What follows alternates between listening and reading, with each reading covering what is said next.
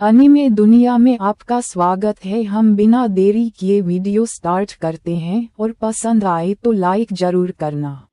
Hello दोस्तों। इस कहानी की शुरुआत में हम एक घर को देखते हैं। उस घर के बाहर दो लोग खड़े होते हैं। उनमें से एक बूढ़ी औरत होती है और एक छोटा बच्चा। तभी वहां से एक व्यक्ति बाहर आता है और कहता है, इस समय कौन आ गया? वह व्यक्ति देखता है कि गेट पर दो लोग खड़े हैं। वह उनको बोलता है कि वापस जाओ, हमारे कमरे पहले से ही भरे हुए हैं और हम यहाँ किसी और को नहीं ले सकते।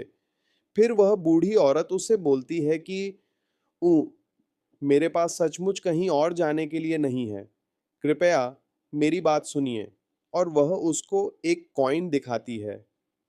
वह कहा उस कॉइन को देखता है और फिर बोलता है, मेरे पीछे आओ। बूढ़ी औरत, वह बच्चा उसके पीछे घर में चल जाते हैं। वह व्यक्ति उनको एक कमरे में ले जाता है और वह बोलता है, अब बहुत देर हो गई है, इसलिए मैं शेल्टर के नियम और फीस के बारे में कल बताऊंगा। ये बोलकर वह उस कमरे से चल जाता है और वह बूढ़ी औरत उसका धन्यवाद करती है।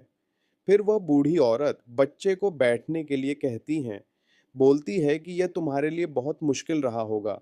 वह बच्चा बोलता है कि मेरे मॉम डैड कहाँ हैं? वह बूढ़ी औरत सोचती है कि मैं उसको कैसे बताऊं कि उसके माता पिता मर चुके हैं। फिर वह उसको बोलती हैं कि अगर आप थोड़ी देर सो जाओ तो वह जल्दी आ जाएंगे। और वह बच्चे को सुला देती हैं और वह बच्चा उसकी बात मानकर सो जाता है। फिर उस बूढ़ी औरत खांसी आती है और उसके मुंह से खून निकलता है। वह समझ जाती है कि वह भी मरने वाली है। फिर वह बच्चे को आखिरी बार खुश रहने के लिए बोलती हैं और वह मर जाती है। कुछ टाइम बाद उस बच्चे की नींद खुलती है और वह पूछता है कि क्या तुम सो रही हो? फिर वह अपने हाथ पर खून लगा हुआ देखता है और वह डर जाता है। वह बच्चा उनको उठाने की कोशिश करता है। फिर वह व्यक्ति और उसके साथ एक औरत कमरे में आते हैं और बोलते हैं कि सभी जगह छोड़कर मेरे यहाँ ही क्यों मरना है? वह औरत बोलती है कि बच्चे का क्या करना है? वह व्यक्ति बोलता है कि उसके बाल पॉलीन जैसे हैं, इस बच्चे को उसके पास रख देते हैं। ये दोनों एक गरीब माँ और बेटे जैसी लगेंगे। फिर उसी समय पॉलीन वहां आती है। वह व्यक्ति बोलता है कि तुम बिल्कुल सही समय पर आई हो और बोलता है कि इस बच्चे को अपने साथ कमरे में ले जाओ। वह आदमी जाते जाते बोलता है कि तुम जानती ही हो कि यह कोई वॉलंटियर सेंटर नहीं है। वह औरत बोलती है कि फिर भी इन दोनों के साथ मिलकर काम करने से कुछ पैसे तो आएंगे। फिर हमें उसे सेंटर के बारे में बताया जाता है। आधिकारिक तौर पर रॉयल चैरिटी शेल्टर, जो उन लोगों को आश्रय देता है जिनके पास जाने के लिए और कोई जगह नहीं है, और गवर्नमेंट सब्सिडी प्राप्त करता है। लेकिन वास्तव में वे प्रॉफिट के लिए रिस्पॉन्सिबिलिटी फीस के बहाने बच्चों का शोषण करते हैं। फिर पोलिंग उसको हेलो बोलते हैं और उससे उसका नाम पूछती है और बताती है कि मेरा नाम पॉलीन है, और उसको अपने साथ चलने का पूछती है। वह बच्चा थोड़ा सोचने लगता है, मैं ठीक से नहीं जानता कि आप किस सिचुएशन से गुजरे हैं, बट एक बात क्लियर है, चाहे कुछ भी हो जाए, आपको सरवाइव रहना ही होगा। अगर आप ऐसा करेंगे तो एक दिन खुशी का चांस जरूर आएगा।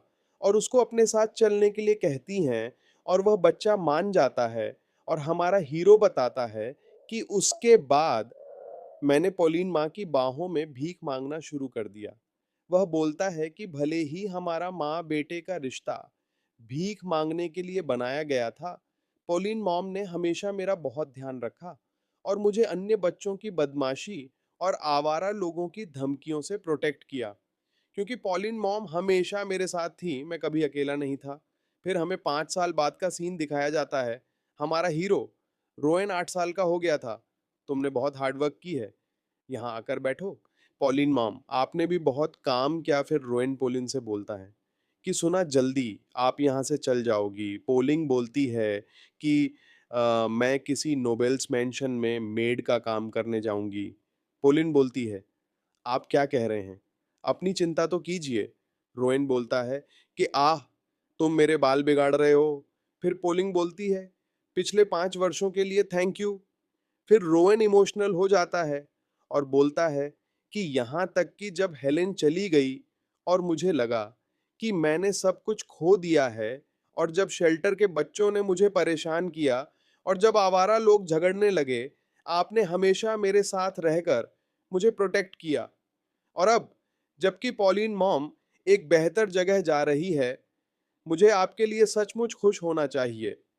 बट फिर भी वह पॉलिन के जाने से बहुत उदास होता है, बहुत रोने लगता है।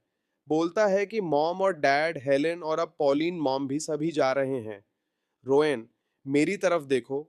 सिर्फ इसलिए कि अब आपके आसपास कोई नहीं है, इसका मतलब यह नहीं है कि आप अकेले हैं। एक व्यक्ति सचमुच तभी अकेला होता है जब यह स्थान खाली हो। यदि आप अपने दिल में उन लोगों को रखें जो चले गए और चुपचाप अंदर देखें, आपको फील होगा कि वे सभी आपका कितना ख्याल रखते थे और आपसे कितना प्यार करते थे। इसलिए जब भी आप अकेला महसूस करें, अपनी आंखें बंद करें और इस स्थान को महसूस करें। फिर वह चली जाती है और रोएन बोलता है, पॉलिन माँ जो हमेशा मेरे साथ रहती थी, चली गई। उसने कहा कि जब मैं अकेला महसूस नहीं करना चाहता तो दिल में झांको, दिल की आंखें खोलने के लिए, ताकि मैं उन लोगों को महसूस कर सकूं जो मेरे लिए अच्छे हैं। फिर उसको अपने अंदर कोई पावर फील होती है, और जब वह अपनी आंखें खोलता है तो वह अपने आसपास देखता है और बोलता है, मैं अपनी आंखें बंद करके भी दुनिया देख सकता हूँ। वेरी गुड, ये सुंदर है, मैं सब कुछ फील कर सकता हूँ। मॉम, डैड, हेलेन और पॉलिन, हर कोई, मैं रियल में अकेला नहीं था। फिर वह अपनी आंखें बंद करके पोलिंग को थैंक यू बोलता है और बोलता है कि मैं तुम्हें कभी नहीं भूलूं। चैनल को सब्सक्राइब और वीडियो को लाइक शेयर करना मत भूलना, ताकि मैं जल्दी से जल्दी और एपिसोड लाता रहूं।